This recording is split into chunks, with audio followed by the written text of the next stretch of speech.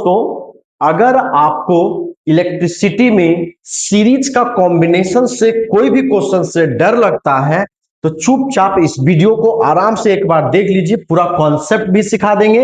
इसके बाद आप कोई भी क्वेश्चन को बना सकते हैं। इसका हो सकता है कि एक दो पार्ट में वीडियो आए, लेकिन ध्यान से देखिएगा और समझने का कोशिश कीजिएगा। दोस्तों, आपको दो चीजें पता होगा कि जब रेजिस्टेंस पैरेलल में कनेक्ट होता है तो उसका इक्विवेलेंट रेजिस्टेंस का फॉर्मूला क्या होता है? 1/R equivalent is equals to 1/R1 plus 1/R2 plus 1/R3 R3 dot dot dot dot dot dot infinity तक चला जाएगा 1/R to the power n। ठीक है, ये आपको पता है, ये आपको क्या है पता है। अब मेरे बात को समझने का कोशिश कीजिएगा जो मैं आपको समझाना चाहता हूं। अगर ये जो कनेक्शन है सीरीज और पैरेलल कॉम्बिनेशन का पहचान कैसे करते हैं कि देखिए यहां पर समझिए कि करंट जब इधर से आ रहा है, एक चीज को थोड़ा ध्यान से और प्यार से समझने का कोशिश कीजिएगा मेरे प्यारे बच्चों, ध्यान से देखिएगा कि अगर ये कनेक्शन ऐसा है और ये कनेक्शन ऐसा है, ठीक है, इधर जाके सर्किट वगैरह से जुड़ेगा। अगर करंट इस डायरेक्शन से आ रहा है तो यहां से करंट इस पॉइंट पर से आकर यहां पर से इसमें करंट जाएगा, इसमें करंट जाएगा और इसमें करंट जाएगा। आपको याद रखने का है कि इन अ पैरेलल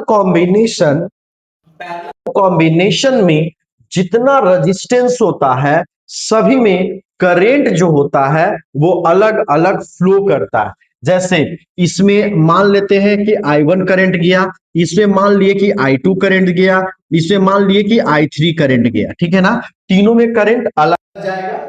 बट इन्हें पैरेलल कॉम्बिनेशन में पोटेंशियल सबके लिए क्या रहता है? एक जैसा रहता है, क्योंकि ये जो तीनों जो रजिस्टर कनेक्ट होता है वो सेम पोटेंशियल से कनेक्ट होता है। तो पहला पॉइंट आपको ये याद रखना, बहुत इंपॉर्टेंट पॉइंट है। पैरेलल कॉम्बिनेशन में जितने सारे रजिस्टर होते हैं उसमें अलग अलग करंट मात्रा की करंट फ्लो होती है और इसमें क्या होता है? पोटेंशियल सारे रेजिस्टेंस का सेम होता है। पहला पॉइंट। जब हमें देखना क्या है कि जब ये करंट जो है ना, अलग अलग फ्लो कर रहा है तो वो हमारा पैरेलल में आ जाएगा और एक पॉइंट से सारे सर्किट सारे जो रजिस्टर है एक पॉइंट से कनेक्ट, ये पैरेलल कॉम्बिनेशंस में है। और पैरेलल कॉम्बिनेशंस में होगा तो हम आर इक्विवेलेंट निकालने के लिए 1/R1 1/R2 1/R3 dot dot dot 1/Rn तक चले जाएंगे। जितना भी रेजिस्टेंस हो हम वहां से कैलकुलेट कर सकते हैं। और पैरेलल कॉम्बिनेशन की सबसे खास बात, इसीलिए मैंने एक पैरेलल और एक सीरीज कॉम्बिनेशन का क्वेश्चंस मैंने लिया है और इससे मैं ये बताने वाला हूं कि ये दोनों का प्रॉपर्टीज इस टॉपिक में, इस वीडियो में हम आपको पूरा कॉम्बिनेशन और पैरेलल कॉम्बिनेशन खत्म कर देंगे। इससे बाहर कोई भी क्वेश्चन नहीं पूछा जाएगा। लेकिन बस आप इतना ही काम है, इस वीडियो को ज्यादा से ज्यादा अपने दोस्तों तक शेयर कीजिए, ज्यादा से ज्यादा अपने दोस्तों को भेजिए और आप भी बहुत अच्छे से वीडियो को देखिए जिससे कि हमारा भी मनोबल बढ़ जाए। ठीक है ना, हम आपके लिए काम करें। दोस्तों, आप कितना भी यूट्यूब पे वीडियो देख लो, लेकिन जिस हिसाब से मैं मतलब गागर में सागर लेकर आ रहा हूं वो शायद ही आपको मिल पाएगा। ठीक है, आप वीडियो को क्वालिटी देखिएगा और चीजों को समझने का कोशिश कीजिएगा। यहां पर हो गया। अब सीरीज कॉम्बिनेशन से देख लिया कि करंट सबसे आया और सबसे गया और यहां पर फिर से वापस आ गया, यानी जब करंट एक वायर से जा रहा तीनों में गया वापस फिर उसी में आ गया, तो वहां तक एरिया हमारा पैरेलल कॉम्बिनेशंस में होगा। क्या हो जाएगा? पैरेलल कॉम्बिनेशंस में हो जाएगा। अगर हम R इक्विवेलेंट 1/R इक्विवेलेंट निकालना चाहूंगा तो मेरा कितना हो जाएगा? 1/R1। R1 कितना बच्चों? 12 है। 12 प्लस कितना हो जाएगा बच्चों मेरे? 1/6 हो जाएगा। फिर कितना हो जाएगा? 1/4 हो जाएगा। अगर हम ये सारे का एलसीएम ले लेंगे तो ये 12 होगा, क्योंकि 12 सबसे हाईएस्ट है। ये सब करता है, ये 1 हो जाएगा, ये 2 हो जाएगा और ये कितना हो जाएगा बच्चों? 3 हो जाएगा। यानी अगर 1 3 और 2 5 1 6 बटे कितना हो जाएगा बच्चों? 12 हो जाएगा।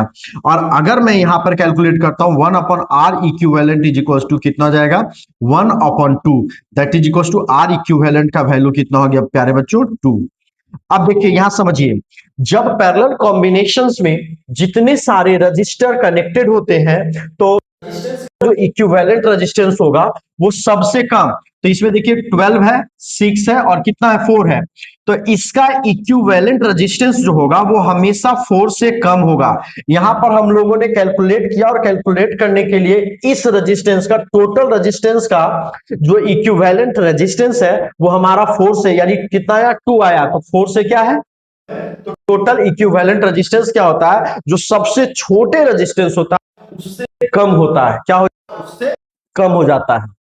अब यहां पर कॉम्बिनेशन में अगर एक भी बल्ब फ्यूज हो जाएगा, एक भी बल्ब फ्यूज हो जाएगा, तो ये करंट, ये सर्किट फ्लो, ये सर्किट में करंट का फ्लो रुकेगा नहीं, क्योंकि अगर ये फ्यूज हो गया यानी ये डिसकंटिन्यू हो गया तो करंट इसके माध्यम से और इसके माध्यम से चला जाएगा। ये भी डिसकंटिन्यू हो गया तो कोई दिक्कत नहीं है, करंट का फ्लो होगा ही होगा, ये करंट जो होगा वो इसी से माध्यम से चला जाएगा। यानी अगर पैरेलल सर्किट में कोई एक बल्ब फ्यूज हो जाएगा तो सर्किट पूरी तरीके से वो मतलब खत्म नहीं हो जाएगी, करंट का फ्लो बंद नहीं होगा, वो दूसरे से करंट का फ्लो होता हुआ रहेगा, जो कि हम लोग सीरीज कॉम्बिनेशन में ऐसा नहीं होता।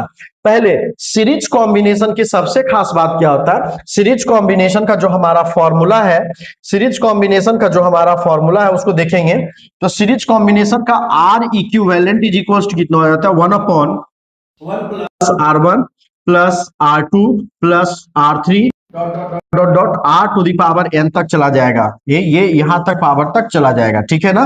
अब देखो इसका खास बात, इसका जो इक्विवेलेंट रेजिस्टेंस होगा वो क्या जाएगा, पहला कितना है बच्चों 12 है, दूसरा कितना बच्चों 6 है, तीसरा कितना बच्चों 4, तो 12, 12 और 6 18, 18 और 4 कितना हो जाएगा बच्चों 22, यानी 22 ओम हो जाएगा।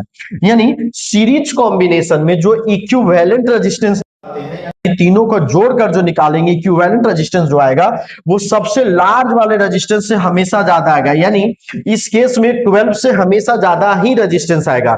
अगर ऑब्जेक्टिव क्वेश्चन दे दे, बिना सॉल्व करने वाला दे दे, तो अगर ये पैरेलल में दे देगा तो आपको 4 ऑप्शन है और जो ऑप्शन 4 से कम होगा वही आंसर सही होगा, ठीक है। बिना वैसा क्वेश्चन ही देता है, ये ट्रिक को पकड़ने के लिए भी आप क्वेश्चन देगा कि जैसे देखिए उसका आंसर क्या होगा नहीं पता, वो लिख देगा 4 ऑप्शन, जैसे इसका 4 ऑप्शन अगर आपके पास दे देता, एक दे देता 3, एक दे देता 5, जैसे 6 और एक 8 और एक 12 दे देता, तो हम लोग को बिना सॉल्व किए हुए अगर यहाँ पर ऐसे क्वेश्चन को बिना सॉल्व किए हुए हम लोग आंसर देंगे।